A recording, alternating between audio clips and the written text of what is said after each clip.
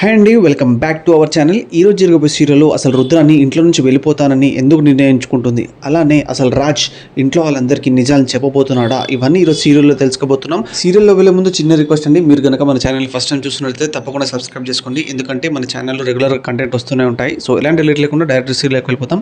రుద్రాని అయితే నేను ఇంట్లో నుంచి వెళ్ళిపోతాను, నా భూతో నా భవిష్యత్తు అని బ్యాగ్ చదువుతూ ఉంటుంది. అదే టైంలో రాహుల్ వచ్చి ఏంటమ్మా ఏం చేస్తున్నావు, నీకేనా అర్థమవుతుందా అని అంటుంటే అప్పుడే రుద్రాని మరి ఏంట్రా నేను చేసే పని కూడా ఆ రాజుగాడు అలా చేస్తుంటే ఇంకా నేనేం చేసేది, నా విలన్ క్యారెక్టర్కి అసలు ఇంపార్టెన్స్ ఏముంది, నా క్యారెక్టర్ అసలు ఇంపార్టెంట్ ఏముందిరా, వాడు నేను చేసే పని అసలు వాడే చేసేస్తా ఉన్నాడు అని అంటూ ఉంటుంది రుద్రాని.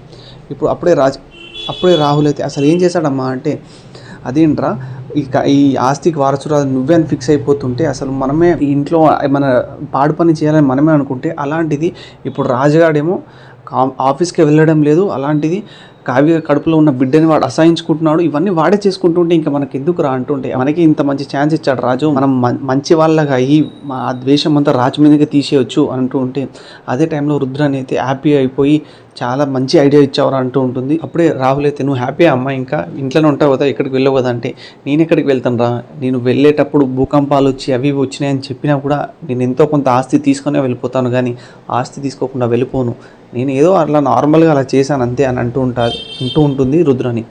ఇంకా అదే టైంలో రాజ్ రూమ్లోకి అపర్ణ వచ్చి అడుగుతూ ఉంటుంది, నువ్వు ఎందుకు రా కావ్య బిడ్డని అంతలా అసహించుకుంటున్నావు అంటే అదే టైంలో రాజ్ అయితే నిజం చెప్పేస్తాడు. చనిపోతుందమ్మా, కావ్య చనిపోతుంది, ఒకవేళ పాప పుడితే కావ్య అయితే చనిపోతుంది అనగానే ఒక్కసారిగా అపర్ణదేవి కిందికి వచ్చేసి కావ్యతో ఇలా అంటూ ఉంటుంది, రాజ్ చేసింది కరెక్టే అమ్మ అంటూ ఉంటే మీరు ఎందుకండి ఇలా మాట్లాడుతున్నారు, మీరు అందరూ మా పాప మీద ఎందుకు అంత కోపంగా ఉన్నారు అని కావ్య అంటూ ఉంటుంది. ఇంకా ఒక్కసారి అపర్ణదేవి నిజం చెప్పేస్తూ ఉంటుంది.